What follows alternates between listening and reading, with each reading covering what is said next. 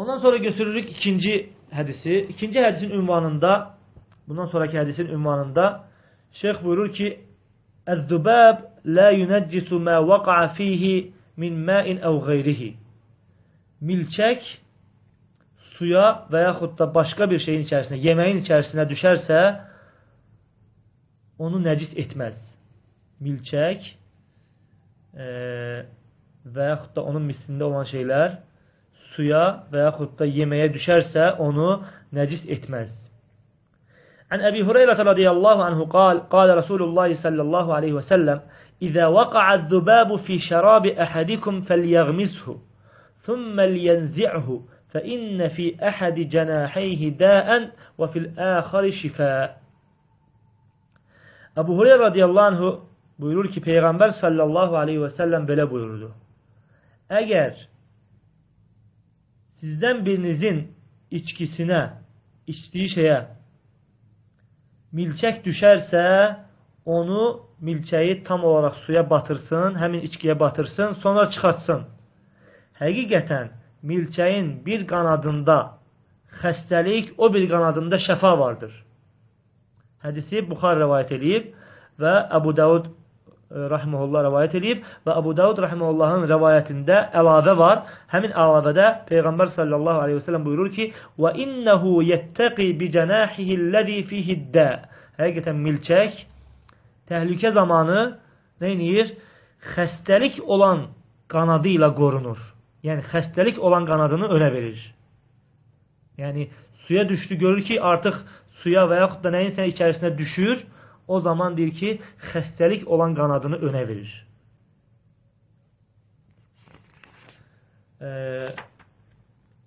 Şeyh buyurur ki, hədisdə gəldi ki, fi şərabi əhədikum. Sizdən birinizin içkisinin, içdiyi şeyin içərisinə düşərsə. Deyir ki, bu ləfz Buxari rahimehullahın Bəd'ul Xalq kitabındakı ləfzidir. Bəd'ul Xalq kitabındakı ləfzidir. Amma deyir ki, Tib kitabındakı ləfzi isə fi inə'i əhədikum. Sizdən birinizin qabına düşərsədir. Sizdən birinizin qabına düşərsə ləfzində gəlib. Amma Əbu Said el-Xudri radiyallahu anh hədisində isə sizdən birinizin yeməyinə düşərsə gəlib. Birinci ləfzdə içkiyə düşərsə, içdiyiniz içkiyə düşərsə, ikinci ləfzdə sizdən birinizin qabına düşərsə ləfzində gəlib, üçüncü ləfzdə də sizdən birinizin yeməyinə düşərsə ləfzində gəlib. Burada bu üç ləfzdən ən geniş mənada olan qab mənasıdır. Yəni sizdən birinizin qabına düşərsə, lakin İbn Həcər rahimehullah burada nəyə görə içki ləfzini gətirib? Yəni sizdən birinizin içkisinə düşərsə, içdiyi şeyin içərisinə düşərsə, çünki fəsil sular fəsli olduğuna görə İbn Həcər rahimehullah burada baba münasib və fəslə münasib olsun deyə içki ləfzini gətirib. Sonra şeyh buyurur ki, Peyğəmbər sallallahu aleyhi ve sellem buyurdu ki, fəlyəğmishu, yəni onu batırsın. Yəni suya və yaxud da yeməyə batırsın, əgər düşərsə. Necə ki, Əbu Said el-Xudri radiyallahu anh hədisində gəlir ki, İnnə əhədi cənəhəyi-zübəbi summun vəl-əxəri şifə. Deyir ki, həqiqətən milçəyin iki qanadından biri zəhərdir, o birisi şəfadır. Fəizə vəqa'a fit-ta'ami fəmquluh. Əgər yeməyə düşərsə, onu ora batırın. Onu ora batırın. Fəinnehu yuqaddimus-summə. Həqiqətən o zəhəri önə verir. Yəni zəhər olan qanadını önə verir və yuəxxiruş-şəfə. Şəfa olan qanadını isə gecikdirir. Yəni önə salır hansı qanadını? Zəhər olan qanadını. Və şeyx burada buyurur ki, Peyğəmbər sallallahu aleyhi ve sellem nəyə görə onu batırmağa əmr etdi? Çünki birinci zəhər olan qanadı suya və yaxud da yeməyə girir. Peyğəmbər sallallahu aleyhi ve sellem onu tam olaraq batırmağa əmr etdi ki, şəfa olan qanadı da həmin yeməyə və yaxud da suya daxil olsun və həmin şəfa olan qanadı o bir zəhər olan qanadındakı zəhəri dəf etsin deyə. Şəfa olan qanadındakı maddə onun zəhər olan qanadındakı maddəni dəf edir. Ona görə Peyğəmbər sallallahu aleyhi ve sellem əmr etdi ki, onu ora batırsınlar.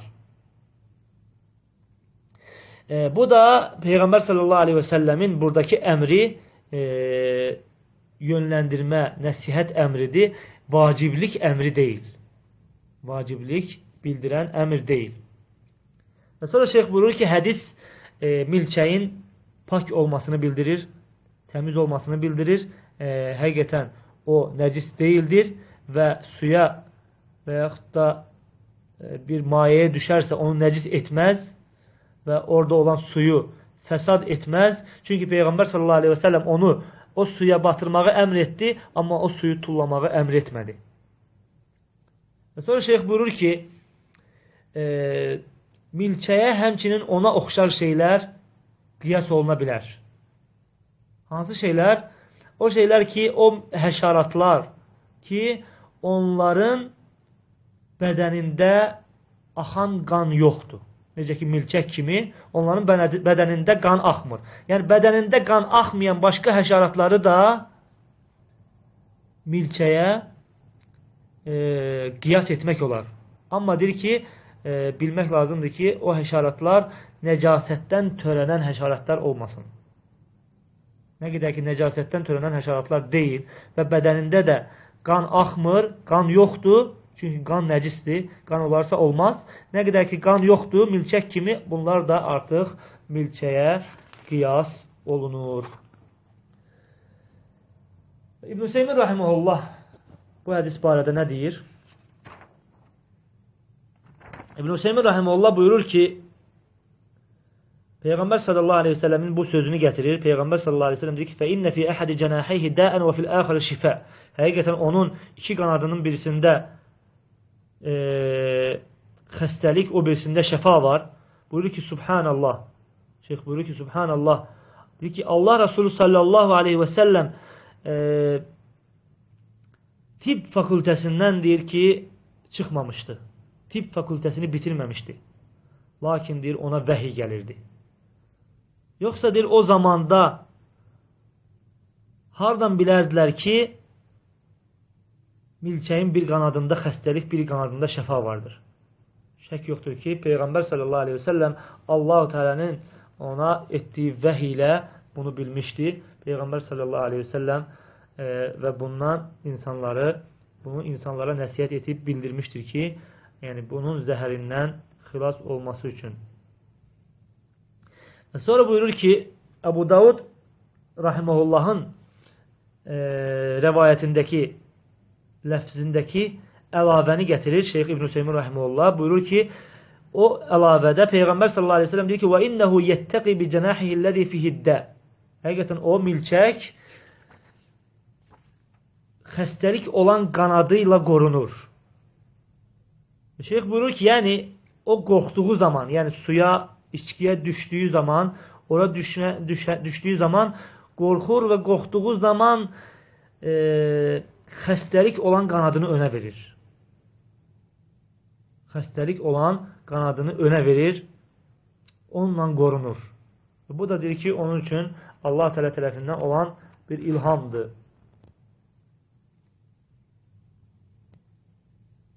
Və şeyx buyurur ki, deyir ki, mən bəzi jurnallarda və bəzi qəzetlərdə oxumuşam ki, alimlər isbat eləyiblər ki,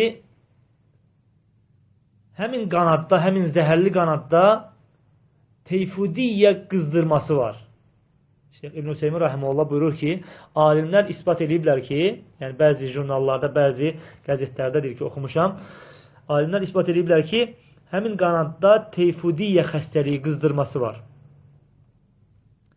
Deyir ki, insan o bir qanadını da yəni suya saldığı zaman o bir qanadında da deyir ki, ona zidd olan bir maddə var. Bunu deyir, alimlər kəşf ediblər. Və sonra şeyx buyurur ki, biz deyir, alimlərin, yəni həkimlərin və yaxud da astronomiya alimlərinin yəni sözlərini kitab və sünnənin yəni üzərinə deyək ki, dəlil gətiririk. Kitab və sünnənin dəlilindən sonra bu dəlili gətiririk. Ona görə yox ki, yəni onlar şahid durmasalar biz kitab və sünnəni qəbul eləməyəcəyik. Yəni, bu ona görə yox. Biz deyir, əgər onlar, həkimlər və yaxud da astronomiya alimləri Quran və sünnədə gələn şeyləri şahid durmasalar da biz Quran və sünnəyə iman gətirmişik, onu qəbul edirik. Hətta onlar Quran və sünnədə gələn, səhih, sabit olan dəlilə, onlar xilaf olaraq, müxalif olaraq, yəni sözlər gətirsələr, biz yenə onları rədd edirik, qəbul eləmirik. Lakin deyir ki, həkimlərin və yaxud da astronomiya alimlərinin yəni sözlərini gətirməkdə biz deyir ki, iki fayda əldə edirik. İki fayda əldə edirik. Onlardan birincisi ziyadətut tuma'ninə. Şeyx buyurur ki, onlardan birincisi ziyadətut tuma'ninə, yəni qəlbin rahatlığı, mütməin olmağının, ya insanın mütməinliyinin artması, qəlbin rahatlığının, imanının artması. Necə ki, İbrahim aleyhisselam Allah-u Teala'dan nə istədi? Dedi ki, Rabbi ərini keyfə tuhil mevtə. İbrahim aleyhisselam Allah-u Teala dedi ki, ey Rabbim, mənə göstər ki, sən ölüləri necə dirildirsən. Allah-u Teala nə dedi? Dedi ki, əvələm tu'min. Sən iman gətirməmisənmi? Onda İbrahim aleyhisselam dedi ki, bələ liyətməinnə qalbi. Dedi ki, qəlbim rahat olması üçün. Qalə bələ və ləkin liyətməinnə qalbi. Əksinə deyir ki, iman gətirmişəm. İbrahim aleyhisselam deyir ki, xeyr, əksinə iman gətirmişəm, lakin qəlbim mütməin olması üçün, qəlbimin yəni yəqin olması üçün deyir ki, mütməin olması üçün bunu istəyirəm. Bu birinci fayda. Qəlbin mütməin olması üçün biz alimlərin sözləri, dünyavi alimlərin sözlərini götürə bilərik. Və həmçinin ikinci fayda da şəriətə tən etmək istəyənlərə qarşı hüccət dəlil olaraq. Hansı ki, şəriətə tən etmək istəyənlər Quran və sünnəni naqis ağıllarına uzlaşdıra bilmirlər və artıq bunu dəf etmək istəyirlər və bu zaman onların qarşılığında dəlil olaraq həkimlərin və yaxud da astronomiya alimlərinin sözlərini gətiririk ki, onlar şahid olsunlar ki 1400 il bundan əvvəl Allah-u Teala vəhiy etdiyi Quran və sünnə indiki alimlər yəni isbat ediblər.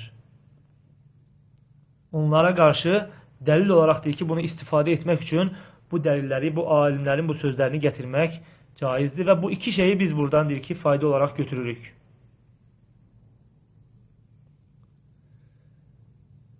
Və sonra şeyx buyurur ki, nəyə görə İbn Həcər rahimehullah bu hədisi sular babında fəslində gətirib, ona görə ki, bildirmək üçün ki, əgər milçək suya düşərsə, su nəcis olmur. Su nəcis olmur, çünki Peyğəmbər sallallahu aleyhi ve sellem onu suya batırmağa əmr etdi, amma suyun tullanmasını əmr etmədi.